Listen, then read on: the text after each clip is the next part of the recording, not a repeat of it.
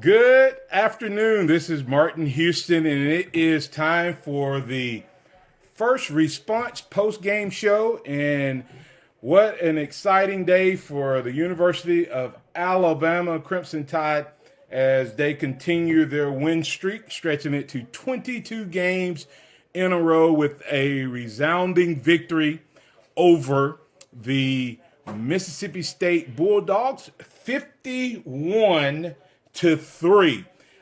My total score for the game was 48-6. Missed it by 3 points on both sides, but what a solid victory by the Alabama Crimson Tide as they take care of business. And a true sign of a champion is when they come out and take care of the teams that they're supposed to take care of. I'm going to get into the stats here, talk about some of the things I thought were keys to victory. Want to hear from you who your players of the game, who you think should get player of the game. Of course, I know a lot of you may vote for Jalen. Also, you may want to vote for Ardarius Stewart or others. Also, how did you feel about the game plan? And how did you think Jalen executed that game plan in terms of the wanting to get involved in the passing game? We want to talk about that and so much more. What was your good, bad, and ugly from the game? Do you have a good, bad, and ugly? Let me know what they are. Just type them right there, and I'll respond right back with you. Once again, if you're just now tuning in, this is an early edition of First Response post-game show. I'm Martin Houston, and my show, the Morning Blitz, airs on Tide 102.9 each and every weekday morning from 6 to 7 a.m. You can join us there or join us on Facebook. Always be a part of that. Roll Tide to all of you people joining in. Let me know where you're joining in from. I see Sean from Fairbanks, Alaska. See some people getting in here. Lisa Johnson and Ryan Ewan. Anthony Averett, Ryan Gunn, listing him potentially as his player of the game. Lisa Johnson saying Hurts as his player of the game. Let me know. Like I said, let me know who you think your players of the game were. You can give me an offensive player, defensive player, special teams. Also, Curtis, welcome in from Dalton. Also, let me know what's your good, bad, and ugly. Wasn't a lot of ugly things in there, but there was a few that we want to highlight and hit. But what a game for the Alabama Crimson Tide. And I have to give a shout out to Mike Edmondson, signing in from Saudi Arabia.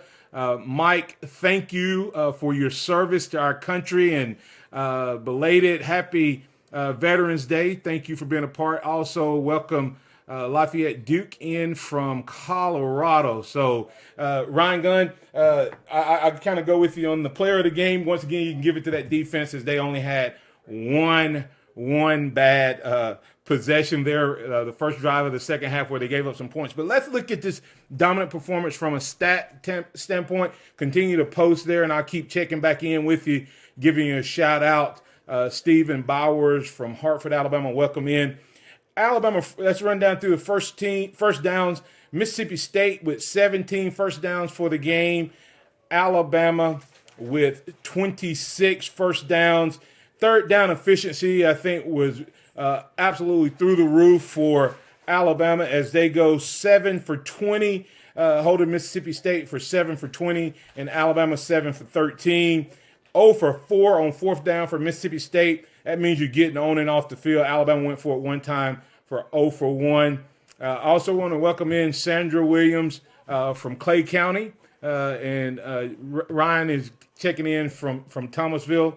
And so let's look at a couple other things right here. Total yards, 274 total yards for Mississippi State.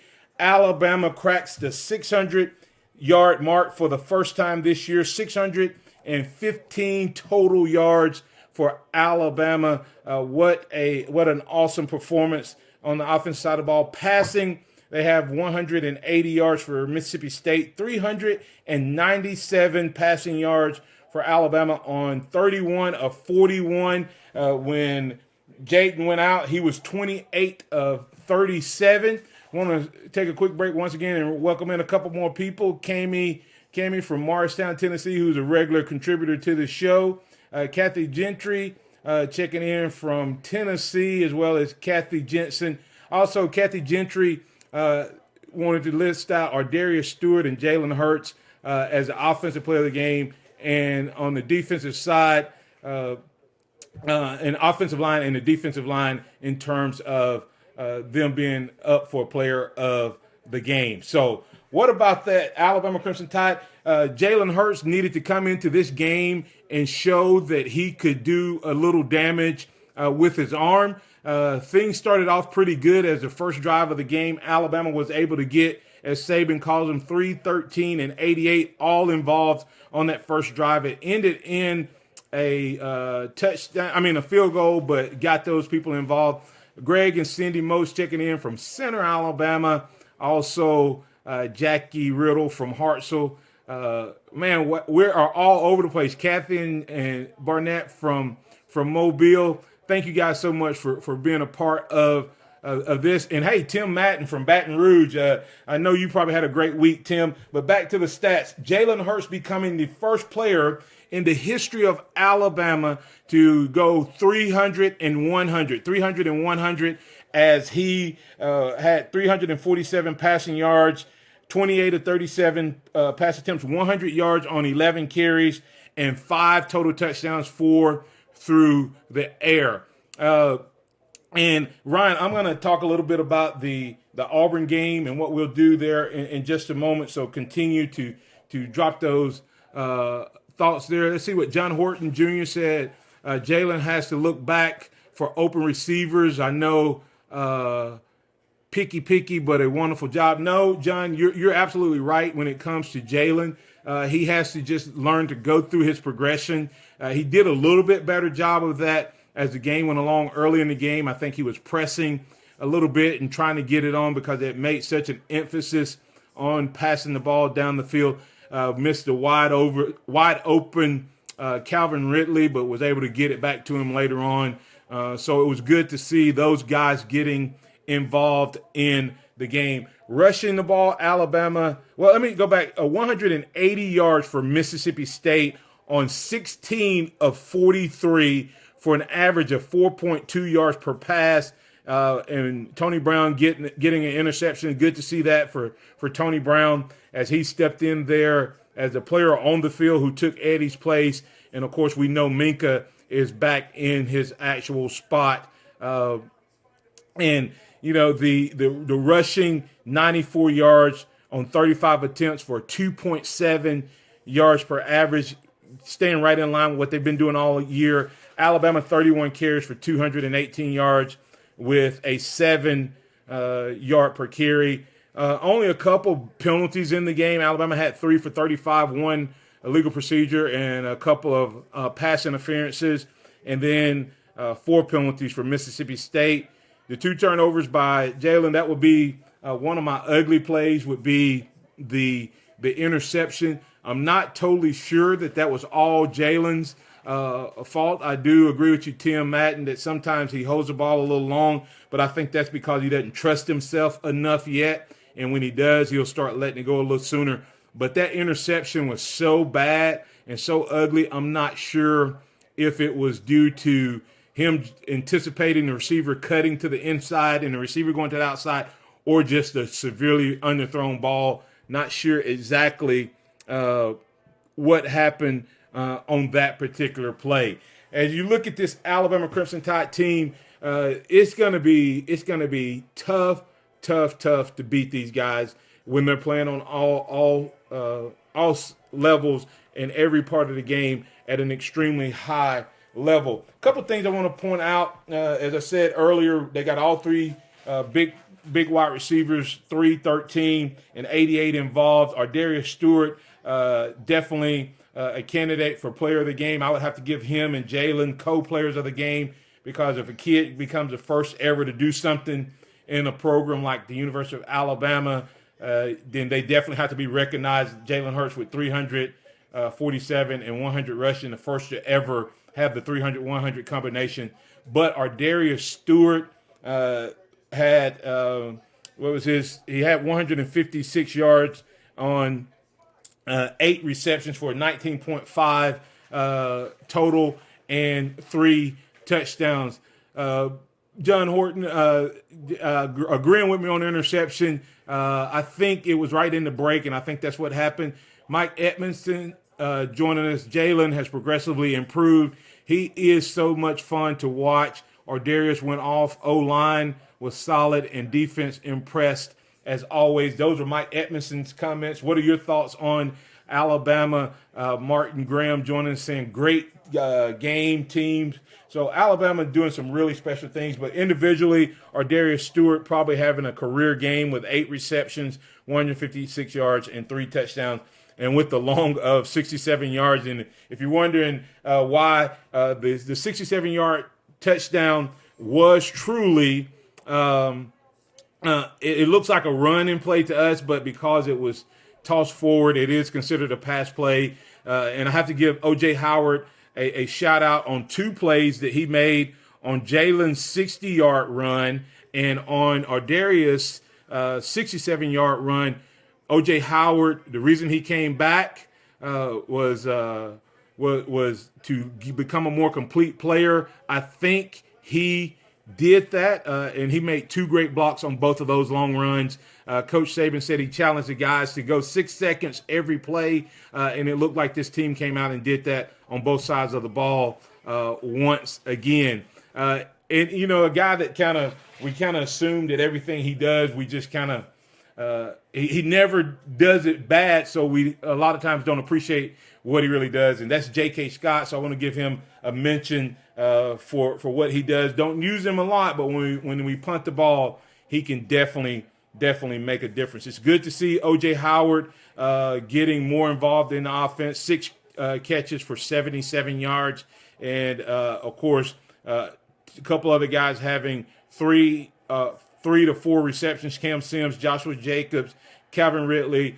and Miller Fairstall. It was good to see that happen because Jalen wasn't looking at one guy. We're spreading the ball around en route to the record-breaking performance that he had. One of the guys who was noticeably absent today was Bo Scarborough, and I think that knee just kind of got stiff on him, and they were not going to use him unless they had to rest him up for the big game coming up in a couple weeks with Auburn. So Bo Scarborough not playing today. Wasn't missed, but hopefully he'll be back by the time we get ready to take on the Auburn team. And another guy I want to point out, he didn't have necessarily a great game. He ended up with 9 carries on 89 yards and 3 carries for 34. So he had a combined total over 100, and that's Joshua Jacobs.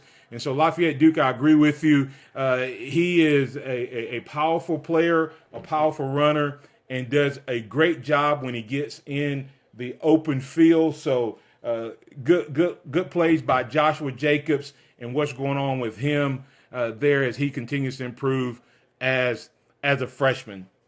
A couple other things that I want to just point out. Adam Griffith, when we talk about keys to victory, we wanted to see Jalen grow as a passer and be effective, A+. We want to see Adam Griffith have some consistency.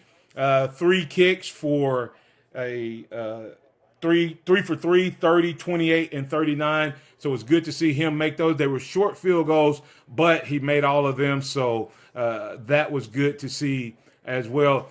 Olin Bradley asking a question: how do you see Jalen from now until he ends his career with Bama? Because he would get better. I think Jalen's going to rewrite the record books for the University of Alabama as both a passer and a runner. I think the guy is special, really, really special. And so I look for him to do some really, really good things.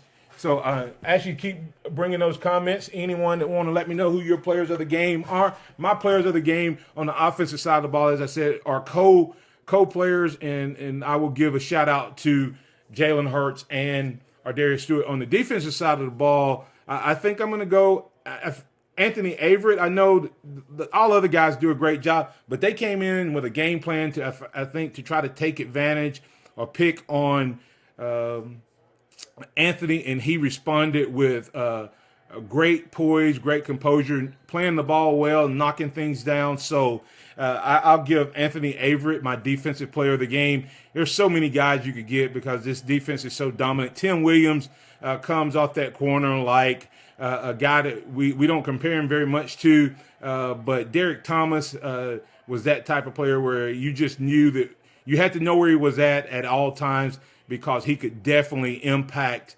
the game.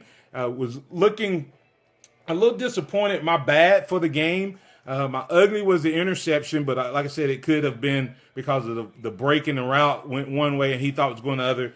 My bad. I love Marlon Humphrey, but he's going to have to improve. That could have been a busted coverage as well because that guy was wide open. But once or twice a game, Marlon's going to allow a big play. In the last two games, the teams have had 40-plus yard explosive plays, and both of them have been when Marlon was in the vicinity. So hopefully Marlon can correct whatever is throwing him off a little bit and get back into that elite status that we need. And Lafayette Duke giving Anthony Averett a shout-out, looking like a shutdown corner.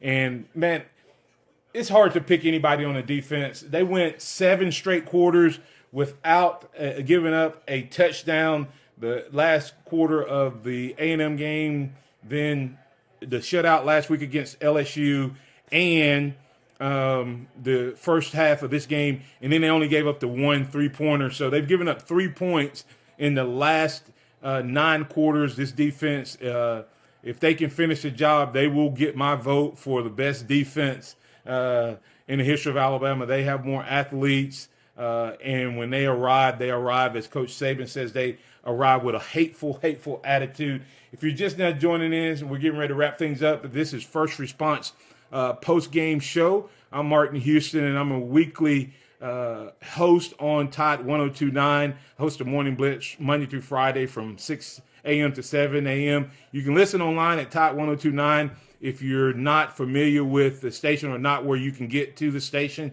or you can tune in to my personal Facebook page.